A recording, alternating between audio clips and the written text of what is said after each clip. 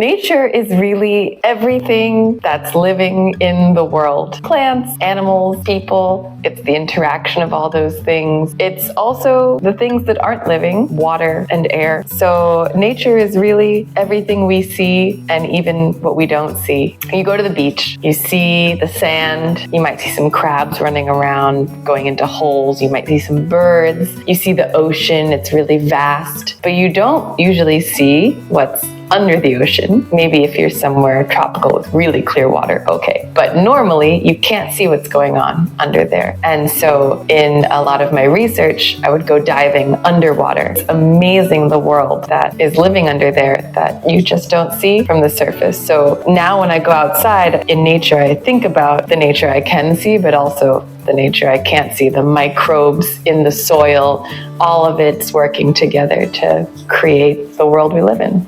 I really love to walk, even when it's super cold, even when it's raining, even when it's sweltering hot and humid right now in DC summer.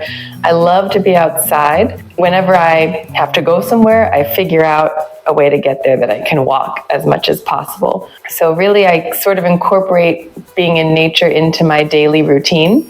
And I do, I think, some of my best thinking when I'm walking outside. Oh, absolutely. It's a different type of nature, but it's absolutely nature. And having green spaces in the city is super important. Having parks, courtyards with some trees and greenery, giving people a place to sit and think and observe nature, and it's just more beautiful too. I'm a marine biologist. I study seaweed in particular. I did a lot of work in California and Chile and a little bit in Norway.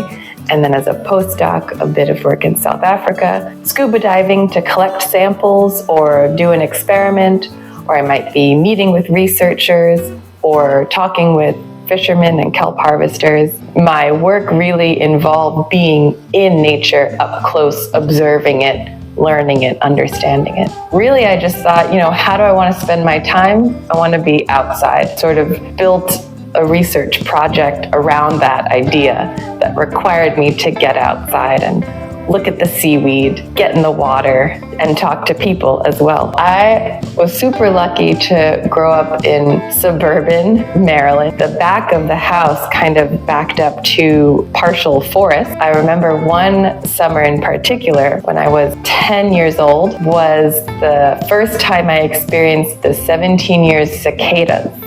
So I don't know if you're familiar with the 17-year cicadas, but in the DC area and other parts of the East Coast, we have these different broods of cicadas. They live a lot of their life underground. So they live underground for 17 years, and then all at once they emerge.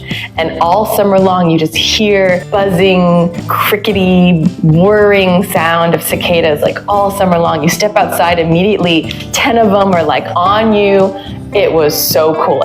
Most people find them totally annoying and gross, but I was like, this is so cool. Because they're a big chunky bug. As a kid, they're like, you can really see like the eyeballs and the wings, and yeah, you're making that face. But I thought it was so cool. My parents got me a lot of insect guidebooks as well to identify bugs and learn about them. So I think that was an important childhood moment for me that got me really into nature. Yeah, I think insects was a really good way to just be up close with nature. I would bike from my home to the lab, along the coast most of the way. It was a really gorgeous bike ride. And I would find that I got some of my best moments of clarity on that bike ride to lab. It's kind of similar, I feel like, people say when you're in the shower, you finally figure out that thing you've been trying to figure out all day or whatever. You're sort of idle, you're outside, and I guess not in the case of the shower, but with the bike ride, you're outside and you feel more free, you have all the way up to the sky to think. I'd sometimes be singing while I was biking. It just it really, I do think, induced a lot of creativity. I'm in conflict because that's being on the present, but it's also not being on the present. Well, especially in the city, you gotta really pay attention. I was kind of tootling on the bike. Okay. It's a big question. I think there's a big spectrum. Respecting nature, it's good to have reminders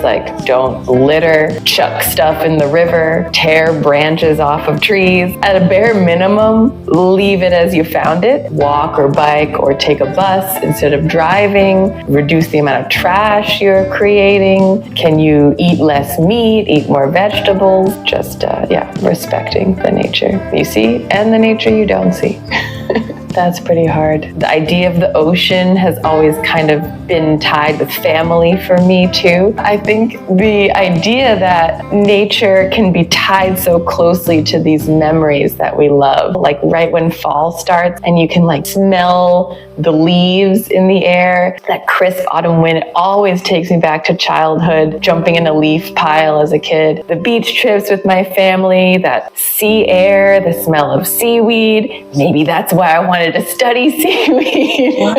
I remember The Lorax by Dr. Seuss. The orange juice. Yeah, exactly. So I had to memorize the whole book, and then you present it in front of your whole class. Unless someone like you cares a whole awful lot, nothing is going to get better. It's not. And it's such a timeless message. If we all just cared a little bit, we could probably fix this problem and really have a great world to live in. Getting outside, even in winter, even when it's hot, to make sure you have 5 minutes outside, I think would change your whole day. Look at the sky or the clouds or the sun or a tree. If you can't get outside, find a window. Everyone can probably get outside for 5 minutes. I've heard Sylvia Earle speak a couple of times. Her passion is just so contagious. I feel like she captures the whole room when she's speaking about seeing life underwater. And, she was there since like the beginning of scuba diving, and when there were basically no women doing it. So she's really seen the changes of a lot of coastlines and ecosystems. So she is a very good speaker, very inspirational. You're going to inspire many people now. We'll see. Yeah, I'm sure. You are inspiring me at this moment. Oh, thank you. This is why I do this, because I get fed. I get food. My soul gets filled with inspiration.